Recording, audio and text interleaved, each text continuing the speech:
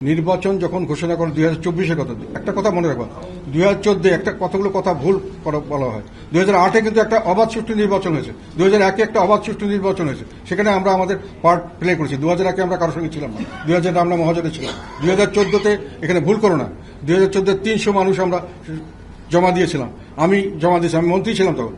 আমরা উইথড্র করেছিলাম 270-এর বেশি, এবং আমরা নির্বাচনে পার্টিসিপেট করিনি।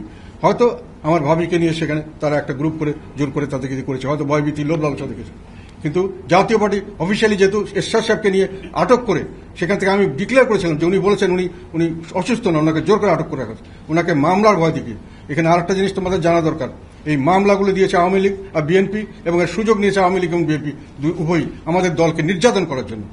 যেই মঞ্জুর হত্যার মামলা হয়েছে 14 বছর পরে, ঘটনা ঘটার 14 বছর পরে হয়েছে, বিএনপি দিয়েছে, এবং সেই মামলাটি 20 বার ফাইনাল একেবারে রেজাল্টের সময় যখন বলবে যে রায় দেওয়া হবে, তখন ওনাকে আবার নতুন জাজ দিয়ে মামলাটাকে পুনঃ তদন্ত পুনঃ শুরু করেছে।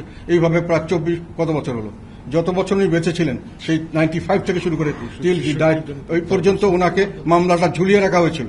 এবং সেখানে যেগুলো সাক্ষী ছিল, আমরা উকিলদের সঙ্গে আলাপ করেছি, সবার সঙ্গে 28 জন সাক্ষী ছিল, কেউ কোনো সময় বলেনি উনি এখানে জড়িত। কাজে এই মামলা দিয়ে এখন ওনাকে ফাঁসির কাজটা দাঁড় করা হয়েছিল, ফাঁসির ভয় দেখিয়ে ওনাকে নেওয়া হয়তো। সেখানে আমি সেটা বলছি, এটা ব্ল্যাকমেইলিং, এটা স্বাভাবিক রাজনীতি নয়, এটা আমাদের অসুস্থ রাজনীতির ফসল। এবং এইভাবে সব সরকারি আমাদেরকে নির্যাতন করার চেষ্টা করেছে, বিএনপি যেমন করেছে, আওয়ামী লীগ, তারপর থেকে তো আওয়ামী লীগ আমাদের গলায় একটা রশি ঝুলিয়ে দিল।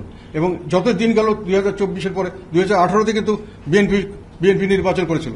কাজে নির্বাচনে গেলেই যদি সব নির্বাচন বৈধ হয়, তাহলে সেই বৈধতা বিএনপি বা তাদের জোটও দিয়েছিল।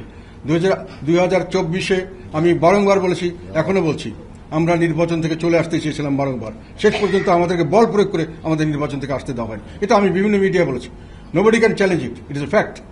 অনেক মিডিয়ার লোক জানে, অনেক রাজনৈতিক নেতা জানে, যারা জড়িত ছিল সবাই জানে। কাজেই আমাদেরকে এই যে গলার মধ্যে একটা ফাঁস লাগিয়ে দিয়ে টানা হাঁচড়া, এটা করে আমাদেরকে রাজনীতিতে আমাদেরকে এটা ফাউল প্লে করা হচ্ছে, আমাদের সঙ্গে অন্যায় করা হচ্ছে। আমাদের সিদ্ধান্ত আমরা কার সঙ্গে করবো কি না করবো, আমরা নির্বাচনে যাবো কি না যাবো, এটাতে কেউ আমাকে ডিকটেট করতে পারে না। আমি করবো, জনগণ আমাকে ভোট দিলে দেবে না দিলে না দেবে, তার জন্য আমাকে শাস্তি দিতে পারো না, আমাকে গালাগালি করতে পারো না। আমার দলের রাজনীতি আমি করবো, সেটাও আমাকে করতে দেওয়া হয়।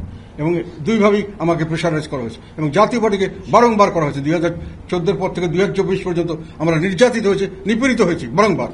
কোনো আমাদের ফল্ট ছিল না, জোর করে করা হচ্ছে এগুলো।